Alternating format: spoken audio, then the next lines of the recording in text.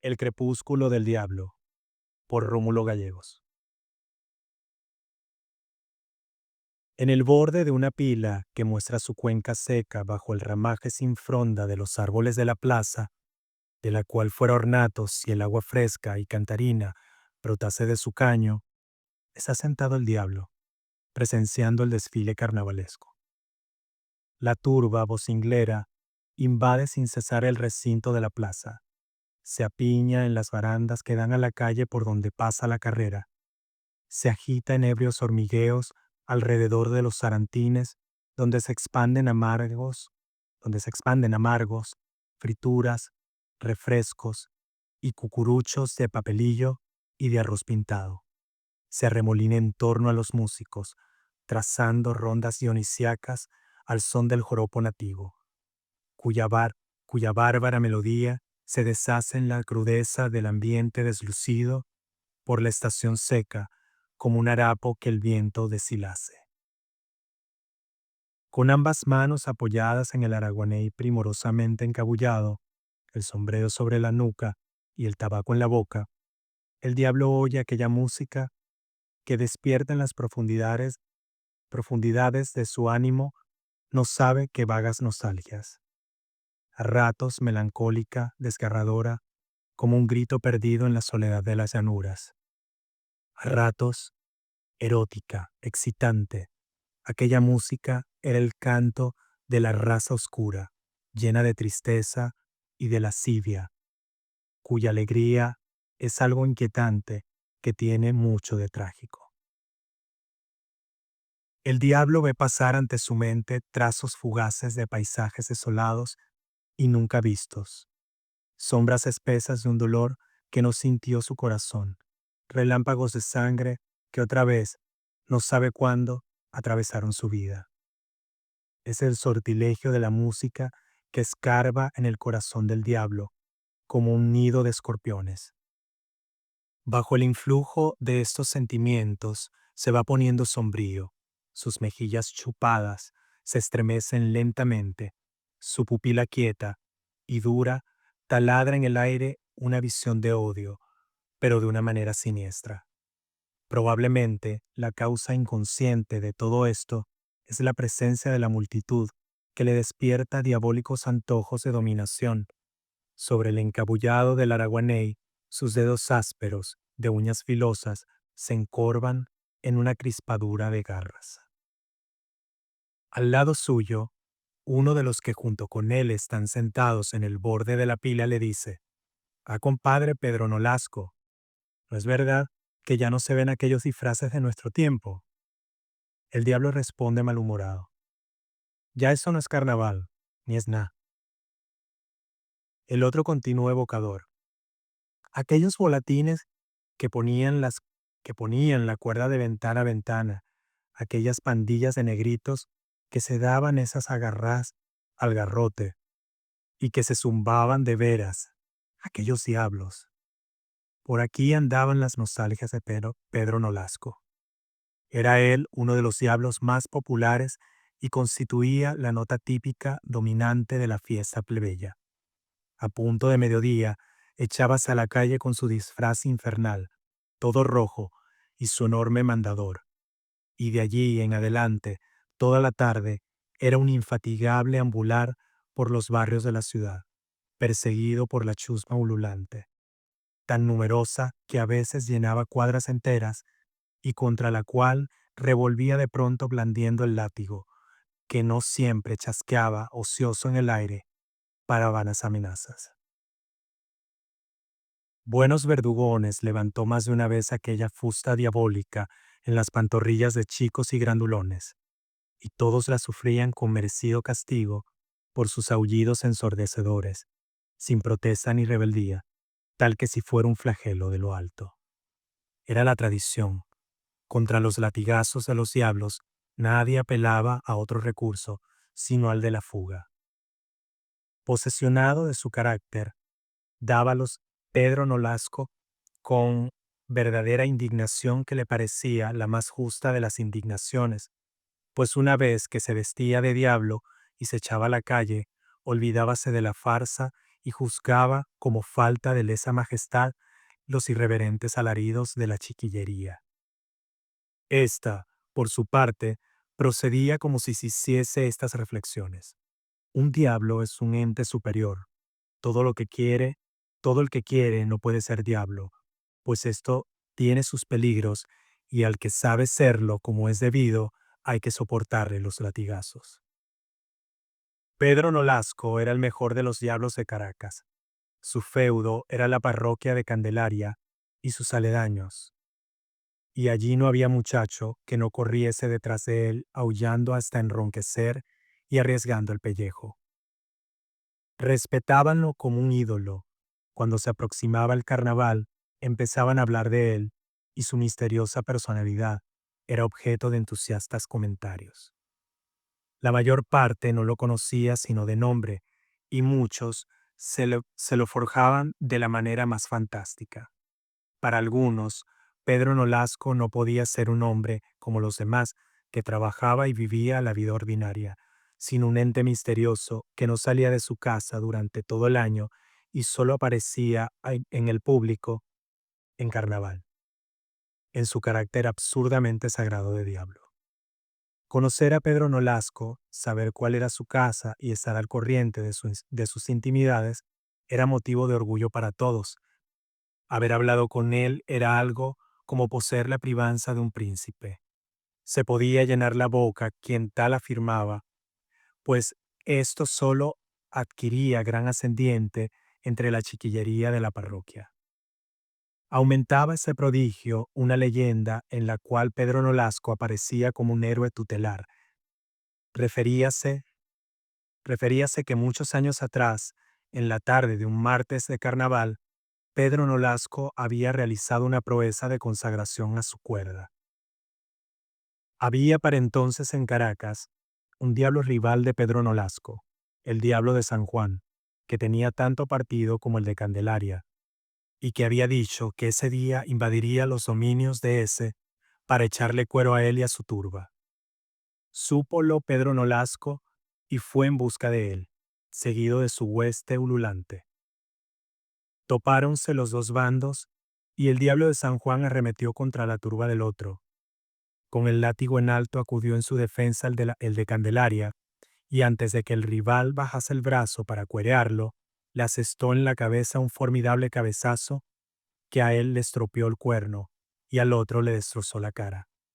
Fue un combate que no se hubiera desdeñado de cantar Dante.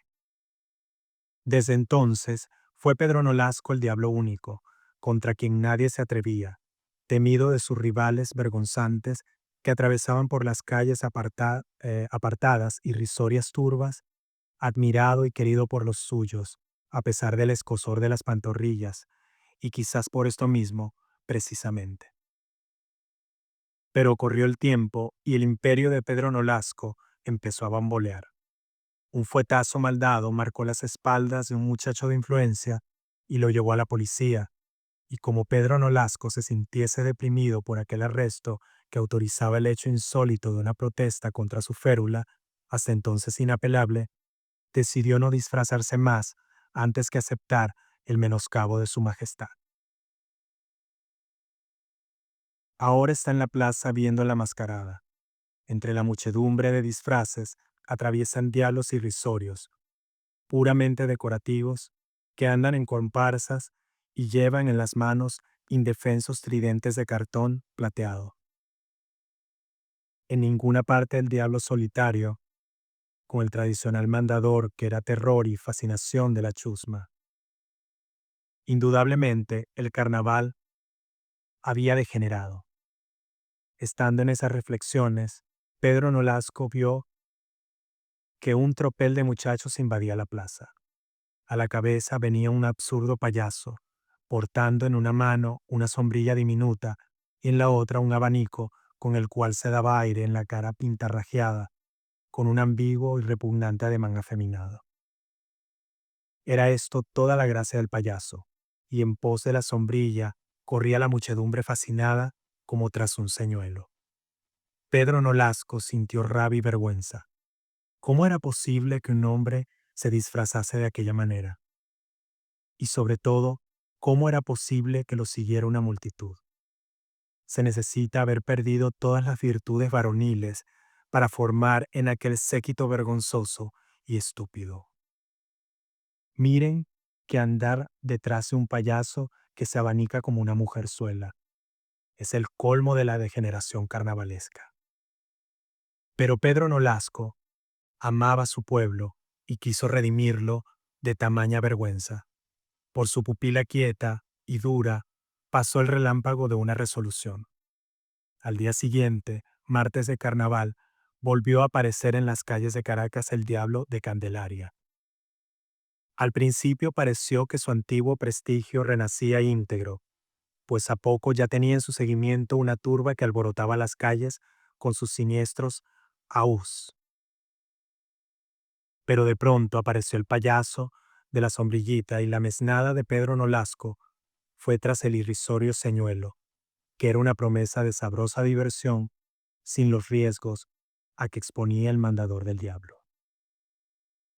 Quedó solo éste, y bajo su máscara de trapo, coronada por dos auténticos cuernos de chivo, resbalaron lágrimas de doloroso despecho. Pero inmediatamente reaccionó y, movido por un instinto al cual la experiencia había hecho sabio, arremetió contra la turba desertora, confiando en que el imperativo legendario de su látigo la volvería a su dominio, sumisa y fascinada. Arremolinóse la chusma y hubo un momento de vacilación. El diablo estaba a punto de imponerse, recobrando, por la virtud del mandador, los fueros que le arrebatase aquel ídolo grotesco. Era la voz de los siglos que resonaba en sus corazones. Pero el payaso conocía las señales del tiempo y, tremolando su sombrilla contra una bandera, como una bandera prestigiosa, azuzó a su mesnada contra el diablo. Volvió a resonar, como en los buenos tiempos, el ululato ensordecedor que fingía una trailla de canes visionarios, pero esta vez no expresaba miedo sino odio. Pedro Nolasco se dio cuenta de la situación. Estaba irremisiblemente destronado. Y sea porque un sentimiento de desprecio lo hiciese abdicar totalmente al cetro que había pretendido restablecer sobre aquella patúlea degenerada, o porque su diabólico corazón se encogiese presa de auténtico miedo. Lo cierto fue que volvió las espaldas al payaso y comenzó a alejarse para siempre a su retiro. Pero el éxito enardeció al payaso. Arrengando a la pandilla gritó: «Muchachos, piedras con el diablo». Y esto fue suficiente para que todas las manos se armasen de guijarros y levantasen vindicatorias contra el antiguo ídolo en desgracia. Huyó Pedro Nolasco bajo la lluvia de pedrusco que caía sobre él, y en su carrera insensata atravesó el arrabal y se echó por los campos de los aledaños. En su persecución, la mesnada redoblaba el ardor bélico, bajo la sombrilla tutelar del payaso. Y era en la mano de éste el abanico fementido, el sable victorioso de aquella jornada. Caía la tarde. Un crepúsculo de púrpuras se desgranaba sobre los campos como un presagio. El diablo corría a través del paraje solitario por un sendero bordeado de montones de basura, sobre los cuales escarbaban agoreros zamuros, y al verlo venir, alzaban el vuelo torpe y ruidoso, lanzando fatídicos gruñidos, para ir a refugiarse en las ramas escuetas de un árbol que se levantaba espectral sobre el paisaje sequizo. La pedrea continuaba cada vez más nutrida, cada vez más furiosa. Pedro Nolasco sentía que las fuerzas le abandonaban, las piernas se le doblaban rendidas. 2 veces cayó en su carrera. El corazón le producía ahogos angustiosos y se le llenó de dolor, como a todos los redentores cuando se ven perseguidos por las criaturas amadas, porque él se sentía redentor, incomprendido y traicionado por todos. Él Él había querido libertar a su pueblo de la vergonzosa sugestión de aquel payaso grotesco, levantarlo hasta sí, insuflarle con su látigo el ánimo viril que antaño los arrastraba en pos de él, empujados por esa voluptuosidad que produce el jugar con el peligro. Por fin una piedra, lanzada por un brazo más certero y poderoso, fue a darle a la cabeza. La vista se le nubló. Sintió que en torno suyo las cosas se lanzaban a una ronda vertiginosa y que bajo sus pies la tierra se escapaba. Dio un grito y cayó de bruces sobre el basurero. Detúvose la chusma, asustada de lo que había hecho, y comenzó a desbandarse. Sucedió un silencio trágico. El payaso permaneció un rato clavado en el sitio, agitando maquinalmente el abanico. Bajo la risa pintada de Albayalde en su rostro, el asombro adquiría una intensidad macabra. Desde el árbol fatídico, los zamuros alargaban los cuellos hacia la víctima que estaba tendida en el basurero. Luego el payaso emprendió la fuga. Al pasar sobre el lomo de un collado, su sombrilla se destacó funambulesca contra el resplandor del ocaso.